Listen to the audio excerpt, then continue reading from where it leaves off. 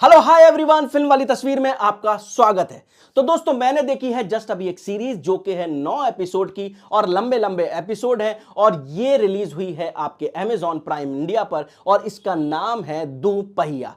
अब ये भैया दोपहिया जो है ये बेसिकली दो पहियों की जो व्हीकल होती है यानी कि बाइक के ऊपर एक फिल्म है और ये एक ऐसा फैमिली ड्रामा है जो कि आपको देखकर ना मजा आ जाएगा। बेसिकली ये इंस्पायर है, मुझे लगता है, पंचायत से, क्योंकि ये पंचायत जैसी स्टोरी है। इसके अंदर पंचायत रखी है, बिल्कुल वैसी स्टोरी जो कि पंचायत के अंदर आपको देखने को मिली थी, बिल्कुल वैसा ही ट्रैक इसके अंदर है, मगर कंटेंट बिल्कुल अलग है। कंटेंट यहां पर मैरिजेस को लेकर है, जहां पर दहेज को लेकर एक बहुत बड़ी बात की गई है। तो चलिए शुरू करते हैं इसका रिव्यू, मगर उससे पहले प्लीज पहले आप मेरे चैनल को कर दीजिए सब्सक्राइब ताकि मैं आप तक आसानी से पहुंच सकूं। तो चलिए शुरू करते हैं इसका रिव्यू, यानी कि दहेज के बारे में बात करते हैं और जिक्र करते हैं आखिर दोपहिया में हो क्या रहा है। तो चलिए शुरू करते हैं इसका रिव्यू।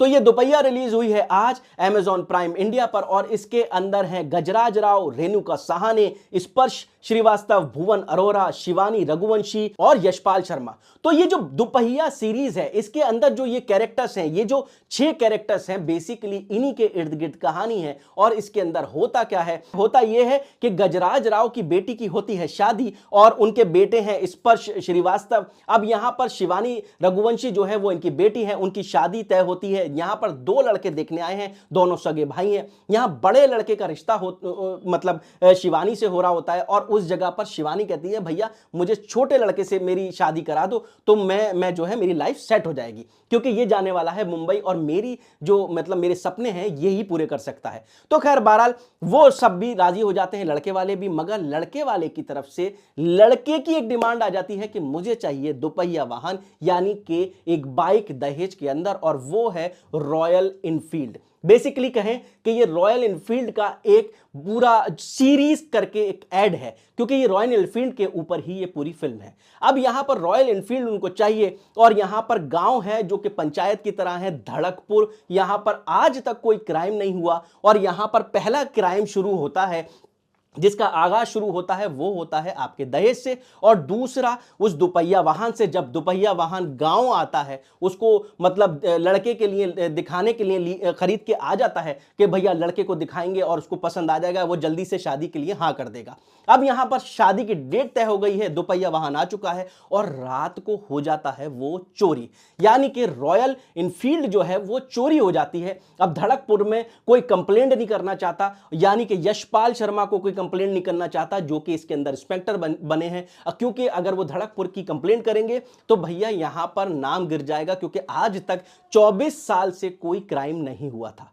तो अब यहां पर क्राइम को बचाना भी है, धड़कपुर की इज्जत भी बचानी है और रॉयल इनफील्ड और दहेज के लिए दोपहिया वाहन घर लाना है। यही पूरा ड्रामा है 9 एपिसोड तक और आखिर तक जाता है बिल्कुल पंचायत वाले ट्रैक पर, उसी ट्रेन की तरह जो पंचायत की तरह बिल्कुल थी, उसी पे जाता है ये ट्रैक और ये कहानी बिल्कुल वैसे ही जाती है। और लास्ट में दहेज के ऊपर एक बहुत बड़ा मैसेज मिलता है और चोर कौन निकलता है इसके अंदर उस दोपहिया वाहन का, वो पता लगता है तो सब शॉक्ड हो जाते हैं। तो ये सीरीज जो है वाकई में काबिल तारीफ है, क्योंकि दहेज के ऊपर एक बहुत बड़ी बात की गई है। मुझे अभी आम तौर पर भी ना ये देखने को बहुत मिल रहा है कि भैया लड़के की शादी हो रही है या तो कार मिल रही है, वरना नीचे अगर कोई गिर के बात कर रहा है तो उसको रॉयल इनफील्ड मिल रही है। तो भैया ये उसके ऊपर है। रॉयल इनफील्ड लेने वालों जरा सा देख लो इस फिल्म को आप, यानी कि इस सीरीज को जो कि 9 एपिसोड की है। ये बेसिकली हर एपिसोड अपने आप में एक फिल्म है जो कि कुछ ना कुछ एक मैसेज दे रहा है। लूप पोल है इसके अंदर, वो ज्यादा ऐसे नहीं है, बट आप कहानी में बहते चले जाओगे। 9 एपिसोड तक जब तक आप पहुंचोगे तो आप वाव कह के उठोगे। और अगर हम बात करें इस सीरीज की, यानी कि दोपहिया सीरीज की डायरेक्टर की, वो है एक फीमेल डायरेक्टर जिनका नाम है सोनम नायर। और भैया मतलब एज एन फीमेल मैं कहूंगा कि उन्होंने अपना दर्द, यानी कि अपने इर्द गिर्द का दर्द जो है वो बखूबी दिखाया है इस सीरीज के अंदर। शुरू से लेकर आखिर तक उन्होंने जो कंटिन्यूटी दिखाई है, आखिर तक जो उन्होंने इस सीरीज को बांधे रखा है, वो काबिल तारीफ है। तो सोनम नायर का डायरेक्शन बहुत बहुत अच्छा है। सिनेमेटोग्राफी पंचायत जैसी है, बिल्कुल लगेगा आपको कि आप पंचायत देख रहे हैं, चाहे नाइट के सीक्वेंस हो, आप डे के सीक्वेंस हो। नाइट में मुझे थोड़ा सा लूपहोल लगा, जब मतलब एक सीन में लाइट चली जाती है, लगता है भैया लाइट गई ही नहीं है, मतलब वैसी लाइटिंग कर रखी थी जैसे डे निकल रहा हो। तो कुल मिला के मुझे सिनेमेटोग्राफी में थोड़ी कमी लगी, बेटर हो सकती थी, बट इसका जो ट्रैक है वो बेसिकली सिनेमेटोग्राफी का वो पंचायत जैसा ही है। बाकी जो इसका बीजीएम है, इसका म्यूजिक है, इसको सूट करता है, इसको बांधे रखता है, और इसके जो डायलॉग हैं और जो इसका स्क्रीन प्ले है, मैं कहूंगा मतलब वाव तो नहीं है, बट इसके फिर भी डायलॉग जो हैं कुछ जगह पर बहुत अच्छे हैं। तो शुरू से लेके आखिर तक ये कंटेंट बहुत अच्छा है। दोपहिया वाहन एक बहुत बड़ा मैसेज है जो लास्ट में जाके खुलता है, और जो चोरी हो रही है भैया वो बड़ी हिलेरियस है। तो जाके देख लीजिए दोपहिया वाहन कहां पर, अमेज़न प्राइम पर। तो प्लीज पायरेसी मत कीजिएगा, और जाते जाते कर दीजिएगा मेरे चैनल को सब्सक्राइब, ताकि मैं आप तक आसानी से पहुंच सकूं। और प्लीज ये चैनल अगर आपको पसंद आए, ये वीडियो आपको पसंद आए, तो लाइक भी कर दीजिएगा और शेयर भी कर दीजिएगा। तो प्लीज जाते जाते मेरे चैनल को सब्सक्राइब करके जरूर जाइएगा। धन्यवाद।